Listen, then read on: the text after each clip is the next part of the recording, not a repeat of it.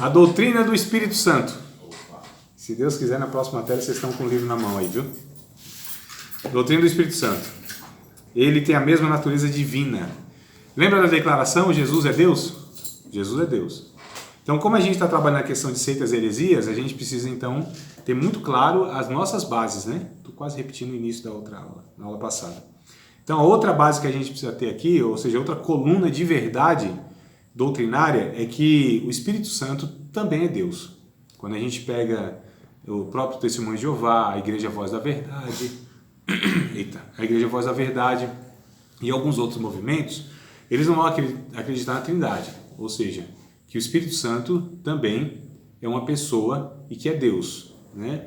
Não vão acreditar que Jesus é Deus. Então, dependendo da religião, eles não vão declarar isso. E não declarando isso, como eu disse, está tirando uma base, está tirando uma coluna, né? E isso, inclusive, influencia na questão soteriológica, ou seja, compromete a salvação dessas pessoas. Então é algo muito grave. A gente não está falando aqui de coisinhas se tem instrumento assim, se veste roupa assado, se batiza na piscina ou na água corrente, que é, né, o rio e tal. Não são essas coisas periféricas. Isso aí, meu amigo. Coisa assim que não vale a pena ficar discutindo. Sabe? Se os dons espirituais são para hoje ou não, são coisas assim que para a gente discutir como sendo aqui, não. A gente pode até numa ocasião propícia, né, pensar o que a Bíblia diz e tal, mas não é algo que vai assim influenciar a nossa salvação e nem vai determinar a nossa vida como discípulo de Cristo, né? Então tem coisas que a gente fala, mas não com aquele peso assim, sabe? E desfazer a amizade, falar que o outro é herético, né? Porque assim, o Facebook é assim, os caras postam lá, fulano é herético, isso aqui é heresia. Não, calma, heresia. Às vezes é uma questão de opinião, de ponto de vista, ou de uma linha doutrinária, de uma linha teológica, mas não é uma doutrina base que você não pode remover aquilo de jeito nenhum. Não. Uma certa limitação dele também. Sim, né? Sim. O problema do ponto de vista é que vicia um ponto, disse alguém, né? Então, ponto de vista. Qual a diferença falar para a eternidade se eu falo língua estranha ou não? Nenhuma. Se hoje o Espírito Santo age através de profecia ou não? Nenhuma. Então, não faz diferença na vida, inclusive. Né? Na vida, o cerne do Evangelho não são essas coisas, embora elas são importantes também serem discutidas, compreendidas, inclusive para serem vividas de uma maneira adequada. Mas que isso assim, é o que vale a discussão para você separar uma comunidade de fé bíblica e outra como herética, aí não. Aí é muita ignorância, é uma discussão muito rasa, muita imaturidade dos cristãos, né? E a gente vive hoje, como eu disse, da internet, Facebook e outras redes sociais, é que essas redes sociais deu voz a tolos. Parece que todo mundo é especialista e sabe de tudo, né? Você vê lá, põe uma frase feita, um negócio lá, cita um autor lá e parece que todo mundo é teólogo. Todo mundo entende, né, os cristãos. E é opinião para tudo quanto é lado. Quando você posta alguma coisa, vem um monte de comentário lá que fala, nossa, não soube nem interpretar o texto, quer opinar o quê? Quer falar o quê? Sem conhecimento de causa. E onde tem 3 cristãos reunidos discutindo um assunto teológico, tem 7 opiniões diferentes. É um negócio absurdo. Nunca vi um negócio desse, né? Mas bora lá. Falar do Espírito Santo, a doutrina do Espírito Santo. Nós falamos sobre a doutrina de Deus, do Pai, né, os seus atributos, a natureza e etc. A doutrina de Cristo, né, também a sua natureza, a sua missão, seus atributos. E a gente vai falar sobre a doutrina do Espírito Santo. A mesma coisa também. Sua natureza, né, sua missão e os seus atributos. Ele é uma pessoa, capítulo 14 de João, e aí vamos pegar a Bíblia. A Bíblia vocês têm? Bora lá, 14, verso 16. Ele é uma pessoa. O Espírito Santo é uma pessoa. Por que nós falamos que ele é uma pessoa? Bom, uma pessoa para ser uma pessoa. Eu acho que uma pessoa sempre vai ser uma pessoa. Mas para caracterizar uma pessoa, por exemplo, eu sempre cito isso. Os animais não são pessoa, os animais. Eles têm algumas características parecidas com de uma pessoa, mas não são. Por exemplo, para ser uma pessoa é necessário ter intelecto, inteligência, né? Raciocínio, tem que ter volição, vontade, poder de decisão e tem que ter sentimentos. Isso aqui é uma pessoa. Tirou qualquer coisa dessa aqui, não caracteriza uma persona, né? Então os animais têm inteligência? Não tem, não raciocinam. eles agem por instintos ou porque foram adestrados, né? Inclusive por uma pessoa inteligente, que pega um ser não inteligente e faz ele ter comportamento que foge da sua natureza. Então a inteligência do comportamento daquele animal não está nem no animal, é em quem fez aquilo, que é o ser humano no caso. Olha só. Então não tem inteligência. Tem vontade própria? Não tem. O animal não decide fazer nada além do que é determinado pela sua natureza, é o seu instinto que a gente chama, né? Ou seja, pela sua espécie. Você não vai encontrar, por exemplo, um gato comendo uma banana. Bem difícil, muito difícil, né? Você não vai encontrar assim um macaco, talvez, comendo um peixezinho. Então, né, tem as espécies, eles agem dentro de uma limitação que é a sua natureza, que Deus impôs aquilo lá. Então não tem vontade. E não tem o quê? Sentimento. Ele não tem sentimento, não ama. Ele não tem angústia, né? Não tem frustração. Não tem, então não tem sentimento. Agora o Espírito Santo, a gente percebe que todos esses atributos, ou seja, inteligência, vontade e sentimento, o Espírito Santo tem. Não entristeciais o Espírito Santo, né? Ele deu ordem de separar-me a Paulo e Barnabé para a obra que eu vos tenho. Então a vontade dele foi expressa. Ele tem inteligência, ele sabe de todas as coisas, inclusive as profundezas do Pai, as profundezas de Deus. Então, percebe? Por essa característica a gente afirma, né? E isso, tudo que eu citei, são textos bíblicos. Capítulo 14, verso 16 de João, vamos acompanhar?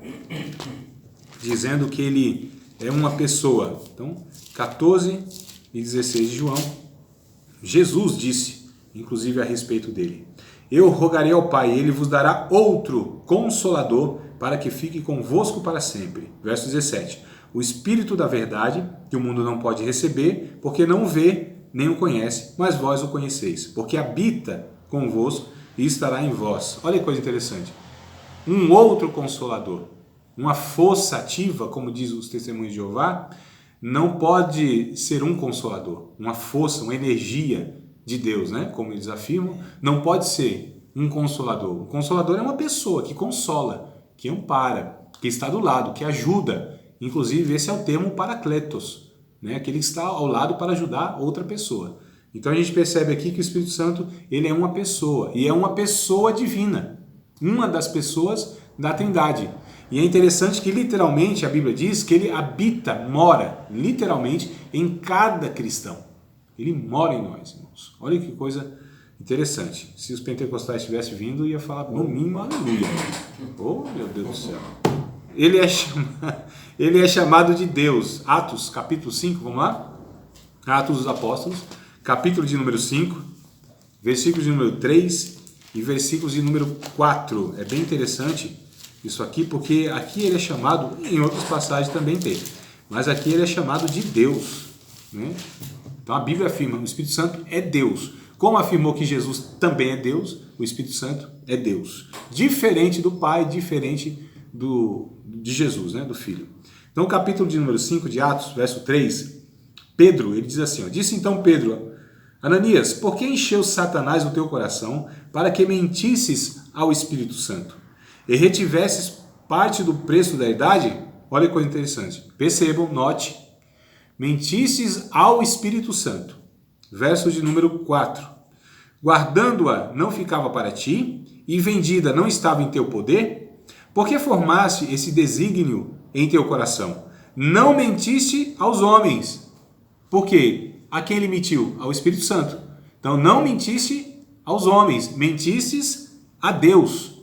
Mentiu ao Espírito Santo, mentiu a Deus, porque o Espírito Santo é Deus. Isso é uma lógica, inclusive, na filosofia, até esqueci lá o termo, mas é só você fazer esse jogo, né, de palavras, no bom sentido da palavra jogo, jogo de palavras, não manipulando, mas na compreensão do texto, na interpretação do texto. Então não mentisses aos homens, mentisses ao Espírito Santo, mentisses a Deus.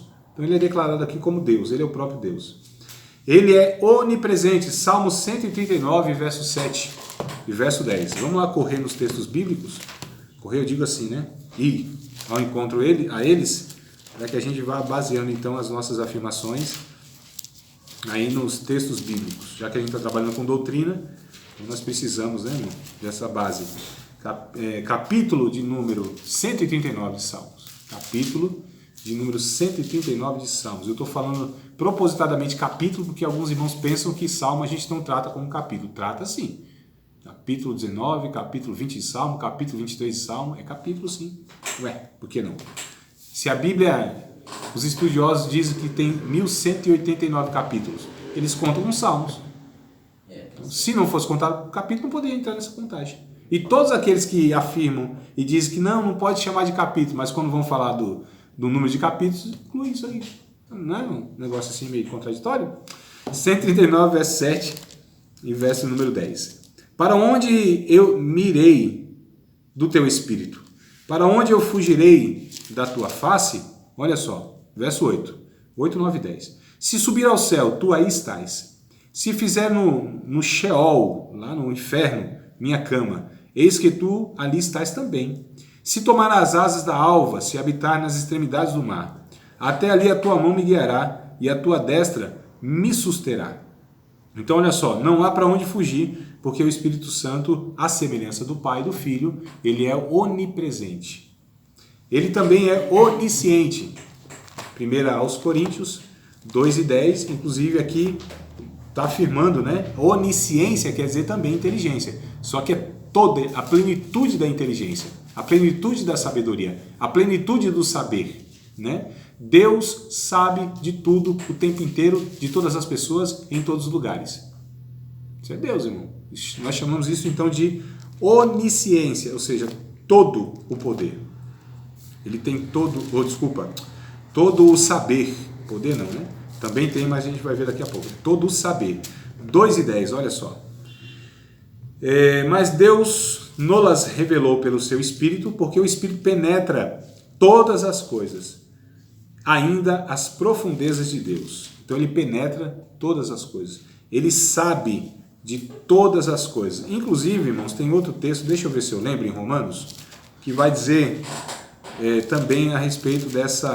Como eu não anotei aqui, não sei se eu vou lembrar. 8:26. Isso, é isso aí, Erickson. Exatamente, meu amado. Então leia, por favor. Eu não estou com aberto, não. Ah, não? Pegou na memória, né? Sim. Coisa boa, irmão. Fazendo aquilo que a gente recomenda. Vê se guarda os 31.173. E agora? 31.173, né? Versículos? Na memória. Vai decorando isso aí, vai gravando isso aí. Irmãos, nós temos a capacidade, sabia? Quando a gente se interessa, quando a gente entende que aquilo é prioridade importante, o Espírito Santo faz isso, irmão. A Bíblia diz, em Colossenses 3,16, habite em vós abundantemente em toda a sabedoria, né? A palavra de Cristo, ela habite em vós. Falando entre vós com salmos, hinos, cânticos espirituais, cantando e salmodiando com graça o vosso coração. Habite em vocês, more. A palavra não deve entrar em mim, a palavra deve jorrar de mim.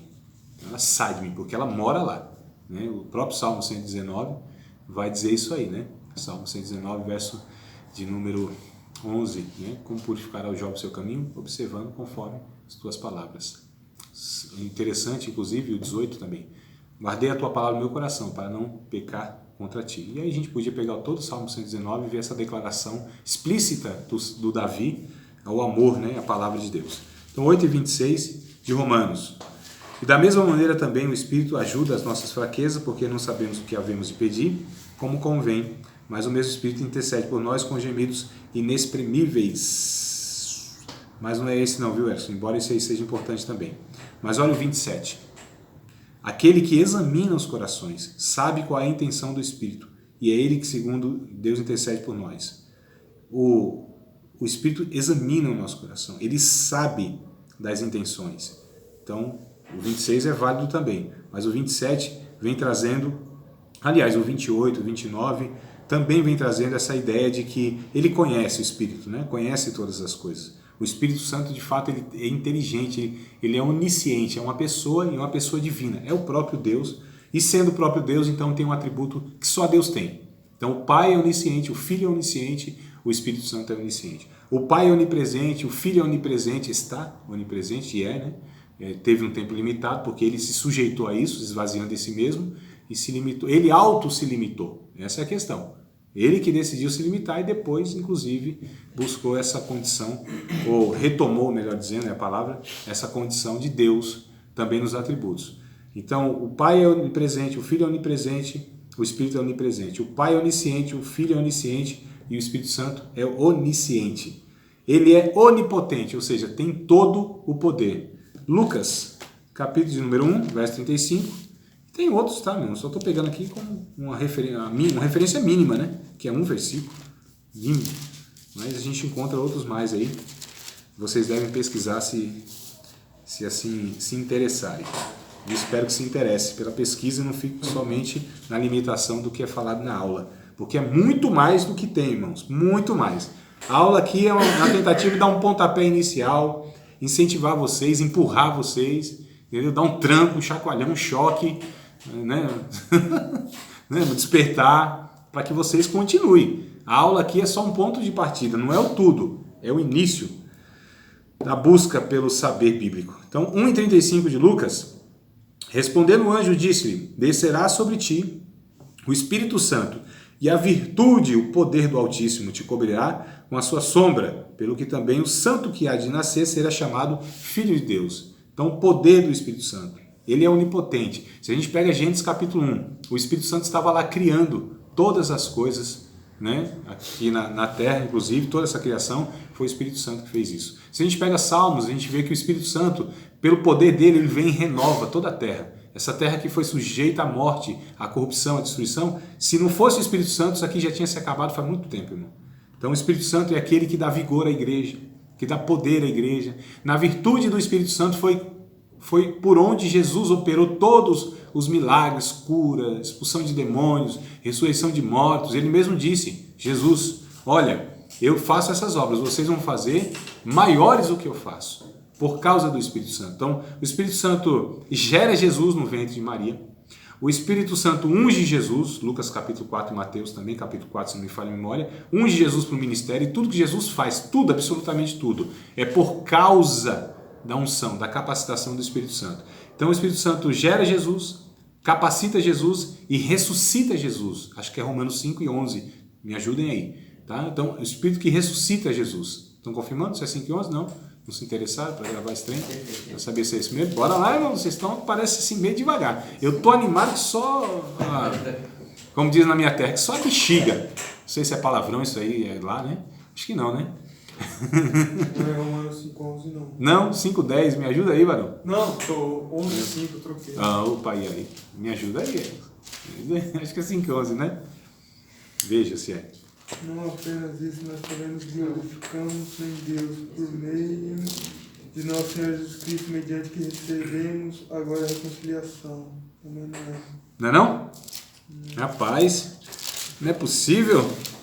Vamos lá, Romanos, irmão. A gente acha agora que o Espírito é quem ressuscita Jesus. Quando eu falar 5 e 11, vocês entendam 8 e 11. 8 e 11, isso, Varão? 8 e 11. Aí esse versículo aí é outra coisa. A referência na minha mente está em outro assunto. Então, Romanos 8 e 11. E se o Espírito daquele que dos mortos ressuscitou a Jesus habita em vós, aquele que dos mortos ressuscitou a Cristo, também vivificará o vosso corpo mortal pelo seu Espírito que em vós habita. Então, o Espírito Santo é quem ressuscita Jesus, é o mesmo Espírito também que vai nos ressuscitar. Ele que vai nos absorver na vida, né, a ponto de a morte ser engolida pelo seu poder. Então, é o Espírito de vida, Espírito de poder. Jesus, inclusive, disse, lá em Atos, capítulo de número 1, verso de número 8, disse, há de ser, que vai descer sobre vocês, o poder, a dinamite, o dínamos do Espírito Santo. Olha só, vocês vão ser minhas testemunhas, vocês vão receber poder do Espírito Santo para morrer no meu nome, ou pelo meu nome, melhor dizendo, né? Tanto em Jerusalém, Judéia, Samaria e até os confins da terra, mas o poder do Espírito Santo vai descer sobre vós. O poder do Espírito que capacitou os discípulos, apóstolos e todos nós a operarmos inclusive os milagres, não só isso, mas o poder para vencer o pecado, o velho homem, o desânimo, enfrentar as lutas da vida. E o Espírito Santo é aquele que nos dá poder, irmãos. Nós precisamos buscar a presença e essa comunhão intensa com o Espírito Santo. Isso não é conversa de pentecostal, é conversa de discípulo de Jesus, sendo ele sorveteriano, sendo ele batista, pentecostal, o que for. Então, é para nós discípulos, viu? Bora lá que eu tô animado, irmão. Vocês parece que tá meio assim, eu tô hoje aqui animado. O Espírito Santo é a terceira pessoa participante da Trindade, sendo distinto do Pai e do Filho. Irmãos, terceira, eu já falei para vocês, mas quero repetir, vai que vocês esqueceram. Terceira não é por nenhuma questão hierárquica. O pai é o maiorzão, o filho tá ali, né, como segundo, como assistente, e o Espírito Santo vem aquele mais... Não é. Essa questão que fala assim, segunda pessoa da Trindade, terceira pessoa da Trindade, é por uma manifestação histórica. Então, o Pai é que aparece no cenário, o primeiro que aparece no cenário, né, da revelação bíblica, como sendo Deus o Pai. Jesus vem, lógico, lá no Antigo Testamento, mas de uma forma muito assim, sutil mesmo, né? Aquelas manifestações muito sutil que não é fácil de ser entendida e percebida. Somente com o estudo do Novo Testamento é que a gente chega lá. No Antigo, e quando estava lá também, não era percebido isso. Mas no Novo Testamento, ali, os Evangelhos, Jesus já vem, né, se revelando como sendo o próprio Deus. E aí depois, onde Jesus ascende ao céu, o Espírito Santo vem sobre os discípulos. Então são manifestações, ordem de manifestação histórica, entendeu? O Pai, o Filho e o Espírito Santo, mas não hierárquica, porque todos eles são Deus, todos eles é Deus, né? Acho que o termo, embora no português soe mal nos ouvidos, né? Três porque três são, né? Mas três é Deus, porque é um único Deus, manifesto em três pessoas, da mesma essência, da mesma natureza, luz de luz, Deus de Deus, aquela declaração lá que vocês já sabem. Então vamos lá, mas como eles têm formado uma unidade perfeita. O Espírito Santo não é uma força, uma coisa, mas uma pessoa distinta e com personalidade. A personalidade envolve conhecimento, sentimento e vontade, foi o que eu falei, e eu acho que valia a pena vocês frisarem e anotarem isso aí, tá, irmãos? E quando vocês pegarem o material, possivelmente vai ter passado a matéria e talvez vocês não lembrem de grifar isso, e é bom que isso fique na memória. Então, conhecimento, sentimento e vontade, né? Intelecto, sentimento e volição, é que vocês encontram aí essas expressões também, quer dizer a mesma coisa. A palavra mostra a personalidade do Espírito Santo através de suas ações. Então é muito interessante isso. Chamado de Espírito Consolador, Espírito de Cristo, Espírito da Verdade, Espírito que santifica, Espírito que liberta, né? Então a gente vê alguns adjetivos sobre o Espírito. Espírito de Cristo, Espírito Eterno, Espírito Santo. E o Espírito Santo é mais conhecido por esse adjetivo, né? Espírito Santo. Tanto é que a gente já fala quase que automático, né? Espírito Santo. Porque nessa ocasião que nós vivemos, ou seja, a época dessa igreja, né, onde, após Jesus ter morrido, efetivado seus sacrifícios na cruz do Calvário, vamos colocar a função ou papel do Espírito Santo. Principalmente é convencer o homem da justiça, do pecado, ou do pecado, da justiça, do juízo, né? Convencendo o homem então disso, ou seja, aplicando o evangelho na vida do homem, né, pelo ouvir o evangelho, a fé implantada e a regeneração, o nascimento de novo, então segue um processo de santificação. É onde o Espírito mais trabalha na vida dos cristãos, santificando, irmãos. Após salvar, resgatar, agora é formar Cristo em cada um de nós. Então ele é Deus. A doutrina da Trindade, que é uma coisa que a gente precisa ter também muito claramente como base do cristianismo. Uma das maneiras de se desvendar as distinções das pessoas da divindade consiste em observar as funções atribuídas especificamente a cada uma delas. Exemplificando, Deus Pai é relacionado à obra da criação. Não é Deus Criador, não é que a gente lembra? Deus Criador, então é relacionado à obra da criação. Deus Filho é o principal agente da obra da redenção da humanidade. Então, quando fala de Jesus, ele é o resgatador, ele é o salvador, não é isso? E quando fala a respeito de Deus e Espírito Santo, é a garantia de nossa herança futura. Então, qual é o penhor da nossa herança? Qual é a garantia que de fato haverá uma eternidade garantida? Porque o Espírito Santo habita em nós como esse selo. Exato. Então, bora ler esse trem aí, mano. 13, bora lá. Já está aberto aí, leia. Quando vocês ouviram e creram na palavra da verdade, o evangelho que os salvou, vocês foram selados em Cristo com o Espírito Santo da promessa. 14. 14 também. Capítulo 1, verso 13 e 14. Que é a garantia da nossa herança até a redenção daqueles que pertencem a Deus, para o louvor da sua glória. Na minha versão, ao invés de garantia, está penhor, que é a mesma coisa. É o penhor, é a garantia, que vai voltar, né? Não sei se você já ouviu falar em casa de penhora. Casa de penhora, né? Você vai lá e deixa alguma coisa penhorada, você pega lá uma certa quantia e aquilo que foi penhorado é a garantia que você vai voltar e devolver. É o que você volta. Então Jesus deixou como garantia da sua volta o próprio Espírito Santo.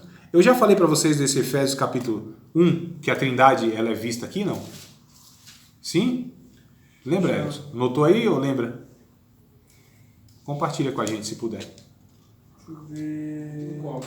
É um 3, não é? Olha, vamos lá.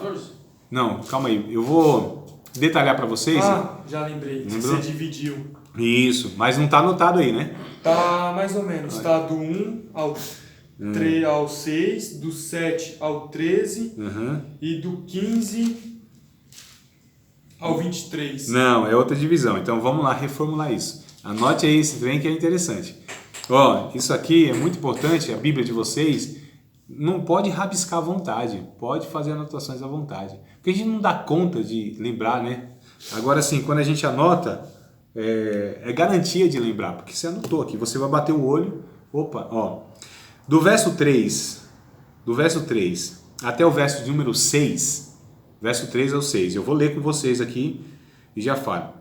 Do verso 3, Efésios capítulo 1, do verso 3 ao verso 6, aqui Paulo mostra que nós fomos escolhidos pelo Pai. Vou ler com vocês, acompanhem aí por favor. Bendito Deus e Pai de nosso Senhor Jesus Cristo, o qual nos abençoou com todas as bênçãos espirituais, nos lugares celestiais em Cristo, como também nos elegeu nele antes da fundação do mundo, para que fôssemos santos e irrepreensíveis diante dele em caridade, e nos predestinou para filhos de adoção por Jesus Cristo, para si mesmo, segundo o beneplácito, né, a aprovação, consentimento de sua vontade, para louvor e glória da sua graça, pelo qual nos fez agradáveis assim no amado. Então, do verso 3 ao 6, Paulo está mostrando aos Efésios, nós fomos escolhidos pelo Pai. Do verso de número 7 até o verso de número 11, aqui Paulo mostra que nós somos redimidos pelo Filho, comprados pelo Filho, né? Resgatados pelo Filho. Então percebam aqui, verso 7, em quem temos a redenção pelo seu sangue e remissão das ofensas, segundo as riquezas da sua graça, que ele tornou abundante para conosco em toda sabedoria e prudência, descobrindo-nos o mistério da sua vontade, segundo o seu beneplácito, consentimento, né? Que propuseram em si mesmo de tornar a congregar em Cristo todas as coisas na dispensação da plenitude dos tempos, tanto as que estão nos céus como as que estão na terra. Nele, digo, em quem também fomos feitos herança, havendo sido predestinados conforme o propósito daquele que faz todas as coisas segundo o conselho da sua vontade. Eu disse 11, mas é até o 12, tá? E com o fim de sermos para louvor da sua glória, nós os que primeiro esperamos em Cristo. Então, do verso 7 ao 12, nós fomos redimidos pelo Filho. Agora vem o Espírito Santo, o verso 13 e o 14. Em quem também vós estáis, olha só, em Cristo. 13 ao 14 é o quê? Selados pelo Espírito. Selados. O selo, irmãos, inclusive vou pegar um versículo daqui a pouco, para reforçar essa declaração minha, o selo é a comprovação que nós somos propriedade de Deus. Quem foi selado pelo Espírito Santo é propriedade de Deus. O diabo já não tem poder sobre esta vida, sobre essa pessoa. O diabo já não tem mais, entre aspas, direito sobre essa pessoa, porque ela tem um selo de Deus. E o selo de Deus é esse Espírito, irmãos. Olha só. Em quem também vós estáis, depois que ouvistes a palavra da verdade, o evangelho da vossa salvação, tendo nele também crido, fostes selados com o Espírito Santo da promessa, o qual, ou seja, o Espírito Santo, é o penhor da nossa herança, para a redenção da possessão de Deus, para o louvor da sua glória. Então esse Espírito, que é o penhor, que é o selo, é a possessão de Deus. Então nós somos propriedade de Deus, irmãos. Ó, Os calvinistas se apegam aqui, né? Oi? Os calvinistas, né? Predestinação, né? Mas não tem nada a ver com o que o calvinismo fala, essa né? linha, né? Não tem nada a ver. Comprei isso. As institutas. Muito boa. Só precisa ser interpretada com as lentes de Calvino e não dos calvinistas. Aí vai ser muito proveitosa, as institutas, né? Mas quando é interpretada pela lente dos calvinistas, aí eu vou falar uma desgraça, mas não vou falar uma desgraça. Então, a possessão.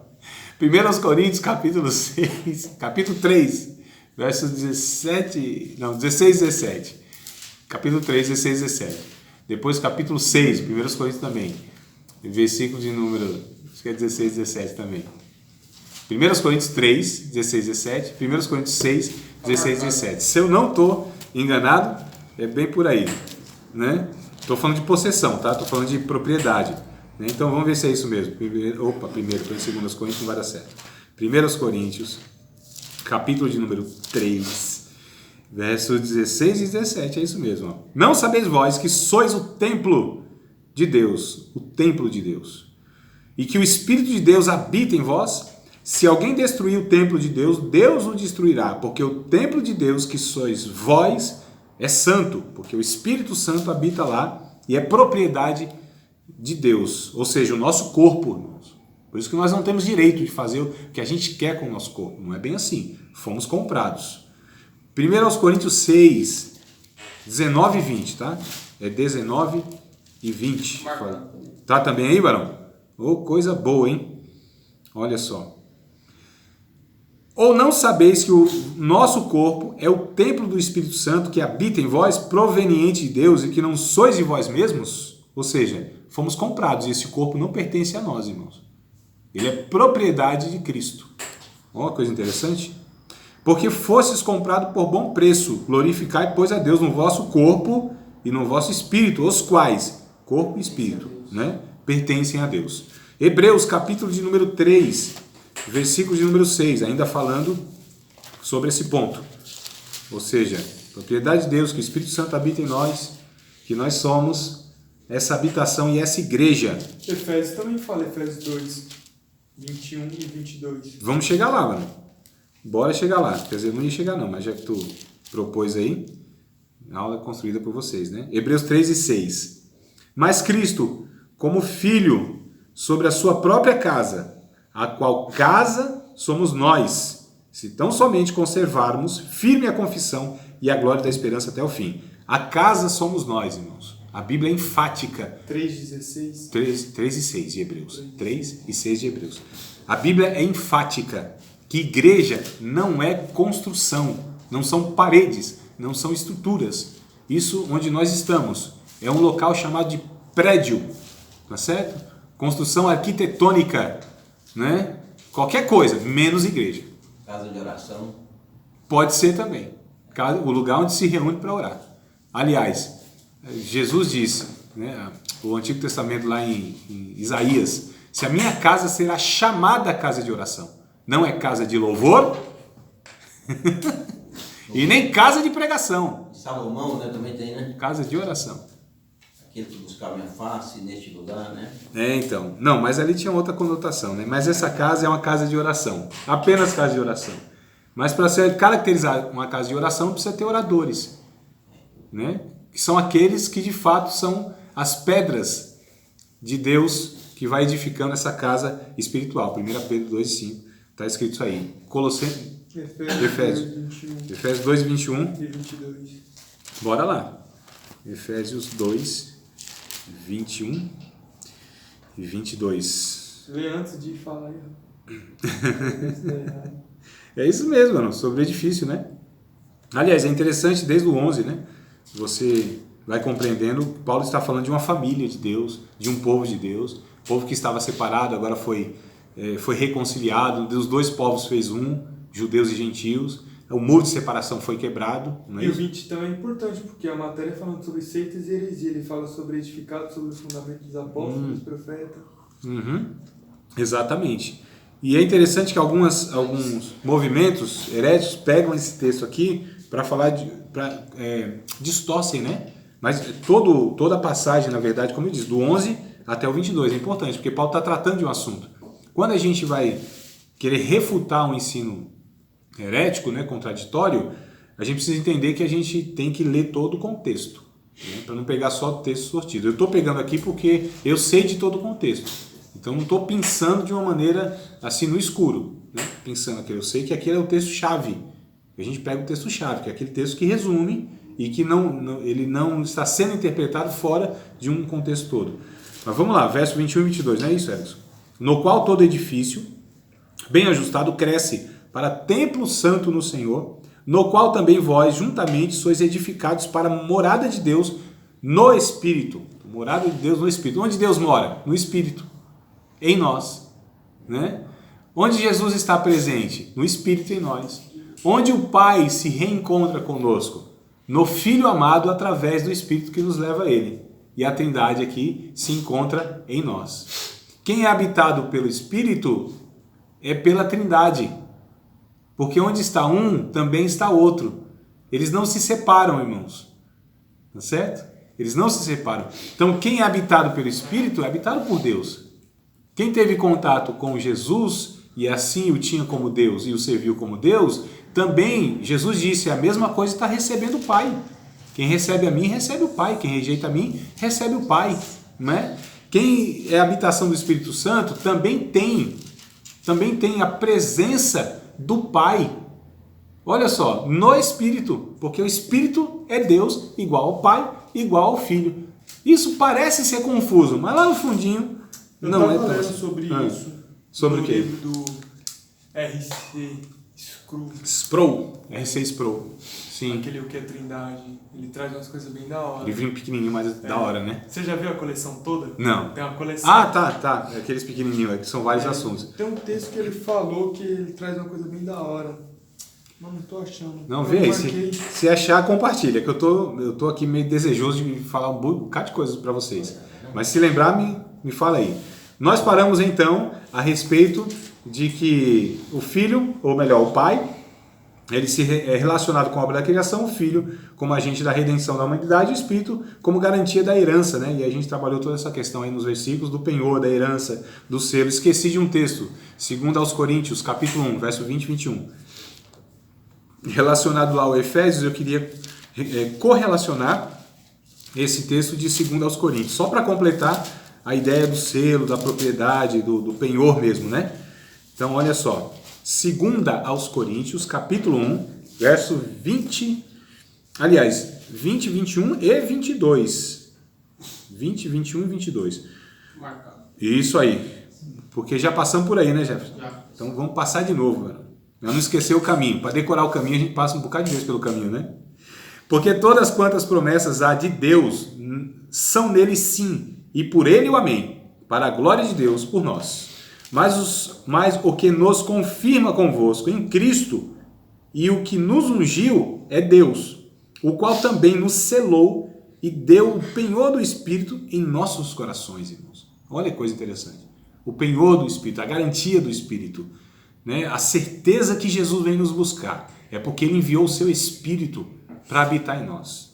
O Espírito Santo da promessa que o mundo não conhece porque não vê, mas vós o conheceis, Ele habita convosco. Não vos deixarei órfãos, voltarei para vós. João 14, 16 e 17. Irmão, é pelo Espírito que Paulo vai dizer lá em 1 Coríntios capítulo 11, que nós temos condição de continuar falando, Jesus Cristo é o Senhor, é pelo Espírito. Então o Espírito é Deus, o Espírito da verdade, o Espírito que nos guia na verdade. João 6,63, Jesus disse, as palavras que eu vos tenho falado são Espírito e vida, né? Olha, é um negócio assim interessante. Capítulo 11 de Lucas, quando questionaram Jesus, tu está expulsando demônio aí pelo príncipe do demônio. Ele disse, não, eu expulso os demônios pelo dedo de Deus. E se eu expulso o demônio pelo dedo de Deus, que é o próprio Espírito Santo de Deus, então a vós é chegado o reino de Deus e o príncipe deste mundo já está julgado, porque o Espírito está agindo aqui nesse trem. Olha lá, irmão. Essa tríplice distinção é demonstrada em Efésios 1, como já falei para vocês. Em Gênesis 1, 2, né, verso 2, 1 e 2, o Espírito Santo pairava sobre as águas. O verso 26, façamos o homem conforme a nossa imagem, segundo a nossa semelhança, ou seja, a Trindade, né? Falando da Trindade. na criação, 1 João 5 e 7. Primeira carta de João. Quer ler alguma coisa aí agora? Não, Não? é outra coisa que o pai, eu e o pai somos um, eu e o pai. João? É, mas não tem nada a ver com o Espírito Santo. Não. Não, é a Trindade, né? Aí entra na Trindade. Né? Mas tá bom, mano. Nunca é demais ler texto bíblico. Mas se tu não quer, nós vamos para 1 João 5 e 7. 1 João 5 e 7. Bem claro, né? Aqui é... Bicho aqui é... Só faltou desenhar, né, mano? É? Tinha um desenho aqui. Porque 3 são os que testificam no céu. Ó, o Pai, a Palavra e o Espírito. E esses 3 são um. Olha, irmão, é muito claro. Vou ler o 8 ainda. E 3 são os que testificam na terra: o Espírito, a água e o sangue. E esses 3 concordam num. Então, olha que coisa interessante. Isso é o testemunho na terra, testemunho no céu. Mateus 28 e 19. Então, existe o testemunho no céu e na terra, que é a Trindade: Pai, Filho e o Espírito. Né? O Espírito, a água e o sangue. Então, testificam no céu e testificam na terra. O Mateus capítulo de número, nós estamos falando da Trindade. Mateus capítulo de número 28, versículo 19, aqui é bem interessante, porque traz aí essa fórmula do batismo, né? Que é no nome da Trindade. Portanto, ide, ensinai todas as nações, batizando-as em nome do Pai, do Filho e do Espírito Santo. Então, batismo em nome das 3 pessoas da Trindade. O batismo tem que ser no nome das 3 pessoas da Trindade, tá certo? Invocando a autoridade dos 3, a legitimidade dos 3. Então, batizando em nome do Pai, do Filho e do Espírito Santo. Lá em Atos dos Apóstolos, capítulo de número 2, é muito interessante essa passagem, entendê-la inclusive, como deve ser, né? Entendo eu que deve ser entendido assim. Meu entendimento que deve ser entendido assim, né? É porque aqui, quando perguntaram para Pedro, né, o que eles deveriam fazer, porque eles falaram: vocês crucificaram Jesus, que era o Salvador, o Messias, aquela coisa toda e tal. E eles falam: e agora? O que a gente vai fazer? Verso 38, 37 e 38. Olha só. Ouvindo eles isto, compungiram-se em seu coração e perguntaram a Pedro e aos demais apóstolos: que faremos, varões e irmãos? Disse-lhe Pedro: arrependei-vos e cada um de vós seja batizado em nome de Jesus Cristo para perdão dos pecados e recebereis o dom do Espírito Santo. Verso 39. Porque a promessa, que promessa? Da pessoa do Espírito Santo, o dom do Espírito Santo, diz respeito a vós, a vossos filhos e a todos que estão longe, a tantos quantos Deus nosso Senhor chamar. A promessa do dom do Espírito. O que é o dom do Espírito? Existem dons do Espírito, né? Os dons espirituais. Existe o dom do Espírito. O que é o dom do Espírito? É a própria pessoa do Espírito. Olha só, arrependei-vos, seja batizado em nome do Senhor Jesus e vocês recebem o dom do Espírito, a pessoa do Espírito. Por que ele não falou aqui: vocês devem se batizar em nome do Pai, do Filho e do Espírito Santo, que foi a ordem de Jesus? Porque eles já foram batizados pela água. E Jesus já tinha subido, né? Hã? Jesus já tinha subido, né? Mas eles não foram batizados na forma da Trindade, Edson. Qual é o texto? O 28 e 19. Seja batizado em nome do Pai, do Filho e do Espírito Santo. Vamos lá, veja. Qual é o capítulo? Mateus 28 e 19. Veja bem. Rapaz, tô em Atos. Isso. Não, eu li Atos e eu quero... Atos 2:38. Calma aí, se eu fiz uma salada, preste atenção. Olha pra mim, olha pra cá, ó pra cá, ó. Ó pra cá, ó pra cá, varão. Aqui, ó. A sobrancelha aqui, ó. Procura saber onde ela se divide. Então, talvez eu fiz uma saladinha, né? Falei muito rápido.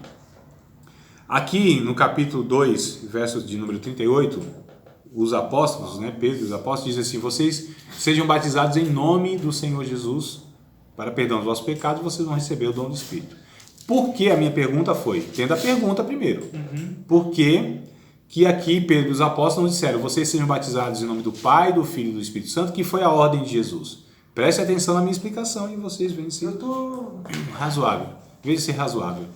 Porque é o seguinte: eles acreditavam no Deus Pai, os judeus. que é o público aqui, eles acreditavam que havia o Espírito de Deus. Aí desde a antiguidade eles acreditavam nisso aí. Tinham a noção de que havia o Espírito de Deus, né? Não com essa clareza que o Novo Testamento traz. Então, o que faltava para eles? Acreditar que Jesus era Deus. É por isso que eles tinham que se batizar em nome de Jesus, porque tinham que reconhecer Jesus como Deus. Entenderam? Olha só. Qual é o texto que você estava falando aqui de Atos? Atos 38, 2. 38. Eu li o 37, 38 e 39. O 38 é o que Pedro vai dizer. Vocês sejam batizados em nome de Jesus Cristo para perdão dos pecados. E aí vocês recebem o dom do Espírito. Então a pergunta foi, por que em nome de Jesus e não porque em nome do Pai, do Filho e do Espírito Santo? Porque eles já acreditavam no Pai e no Espírito Santo. O que faltavam para eles? Acreditar no Filho. Porque se eles não acreditassem no Filho, aí estaria a perdição deles, irmãos. Se eles não recebessem o Filho, ou seja, como Deus, se não reconhecessem Jesus como Deus, não adiantaria eles crerem no Pai ou no Espírito Santo. Porque a salvação está em Cristo. No próprio Atos dos Apóstolos, capítulo de número 4, versículo de número 12. Não há salvação debaixo. Em nenhum outro há. Em nenhum outro há salvação. Olha só. Porque também debaixo do céu nenhum outro nome há, dado entre os homens, pelo qual devamos ser salvos. Então, o nome de Jesus, o nome de Cristo, o próprio Cristo. Então, a trindade aí, né, aparece na fórmula batismal. Segunda aos Coríntios, capítulo de número 13, versículo de número 13, nós chamamos isso de bênção apostólica. Bênção apostólica. Não é muito lá o que a Bíblia diz, né? Bênção, isso é uma oração. Mas a gente pegou aí e fizemos isso. Está totalmente errado? Não está totalmente errado. Você é dos pentecostais ou dos neopentecostais? O que, mano? Essa bênção apostólica aí. É da Bíblia. A da graça universal, tudo faz isso também no finalzinho do culto. Sei lá, mano. Eu nem tô sabendo mais do final do culto desse povo aí. Primeiro porque eu não vou, e segundo, quando eu vou, não fico até o final. Irmãos, isso na verdade é uma tradição, um comportamento litúrgico. É certo fazer isso? É errado fazer isso? Entendeu? Então, fazendo, não está pecando. Deixando de fazer, também não está pecando. É apenas isso que eu falei para vocês. São coisas periféricas, de comportamento, de liturgia. Vai interferir na salvação. Mas em nada, né? Só na salvação. Não vai interferir em absolutamente nada, irmão. Nada. Vai deixar de ser abençoado? Não. Não tem nada a ver. É um comportamento. Como a gente abre o culto. 3 hinos da harpa. Uma leitura. E aí, entende? Assim, isso é irrelevante. Biblicamente falando, é irrelevante. É a gente que decidiu em tal tradição religiosa, em tal denominação, a liturgia ser organizada assim. E outra não. Tá tudo certo, cada um obedeceu. 2 Coríntios, capítulo 1, verso 21 e 22. Eu li 2 Coríntios, capítulo 1, verso 20, 21 e 22. Acho que foi tão rápido que... Né? Ou você estava vendo outra coisa. Vigia aí, mano. Acompanhe eu aqui. 2 Coríntios 13, 13. A graça do Senhor Jesus Cristo, o amor de Deus e a comunhão do Espírito Santo seja com vós todos. Amém. Então, olha a Trindade aqui. Deuteronômio, você já leu 6, aquele Shema? Varão. Capítulo 6, verso 24, 25, 26. Vamos lá? Esse é muito bom. Não, esse, você está falando da bênção? Da bênção? Ouve, ó Israel. Não, esse é o 4, verso 4. É o verso 4. Isso. O Senhor teu Deus é o único Deus. Né? Adonai é o único Senhor. Eu pensei que você ia falar, porque aqui, como eu falei da bênção apostólica, tem lá a bênção sacerdotal, né? O Senhor te abençoe e te guarde, o Senhor faça resplandecer o seu rosto sobre vós. O Senhor, já viram isso aí? É muito lindo. Eu prefiro até isso aqui para abençoar o povo no final do que o Coríntios. Rapaz. O Palharinho fala. É muito bonito, muito bonito. Então o Senhor te abençoe e te guarde. A bênção de Deus é o mais importante para a nossa vida e ela nos guarda, nos protege. O Senhor te abençoe e te guarde. O Senhor levante sobre ti o teu rosto. Isso quer dizer, te favoreça. E o Senhor tenha misericórdia de ti, porque as misericórdias do Senhor são as causas de não sermos consumidos. O Senhor levante sobre ti o teu rosto. Olha que coisa boa, meu. Né? O Senhor faça resplandecer sobre ti o rosto dele. Isso quer dizer que Deus, ele se alegra, resplandeceu o rosto, se alegra, que ele se alegre em nós. E te dê a paz, o shalom, a plenitude, a harmonia em todas as áreas da vida. Não só a ausência de conflito, mas a comunhão com Deus, por seu Filho Jesus Cristo. Acabou, irmãos. É o 7,15? Não, eu estou falando do Números, né? Essa passagem Capítulo aí, 6, verso 24, 25 e 26. Eu tô falando. Números, capítulo de número 6, verso 24 a 26. O Senhor te abençoe e te guarde, o Senhor faça resplandecer o seu rosto sobre ti, o Senhor tenha misericórdia de ti, o Senhor levante sobre ti o teu rosto e te dê a paz. Eu acho lindo, isso é a bênção sacerdotal. E é interessante que no final de cada frase o povo todo falava amém, entendeu? O Senhor te abençoe e te guarde, amém. O Senhor te levante sobre ti o teu rosto e tenha misericórdia de ti, amém. O Senhor resplandeça sobre você o rosto dele e te dê a paz, amém. Que quer dizer, assim seja, né? Muito interessante. Ou então é verdade, amém quer dizer isso, né? Assim seja, concordo, verdade, tem esse significado. Bom, irmãos, o que eu quero dizer para vocês então aqui, na aula de hoje, é sobre o Espírito Santo, né? Na aula que vem, se Deus quiser, nós vamos falar sobre como identificar uma seita. Como identificar uma seita? Há pelo menos 6 maneiras para identificar uma seita. São elas, 2 pontos. Próxima aula.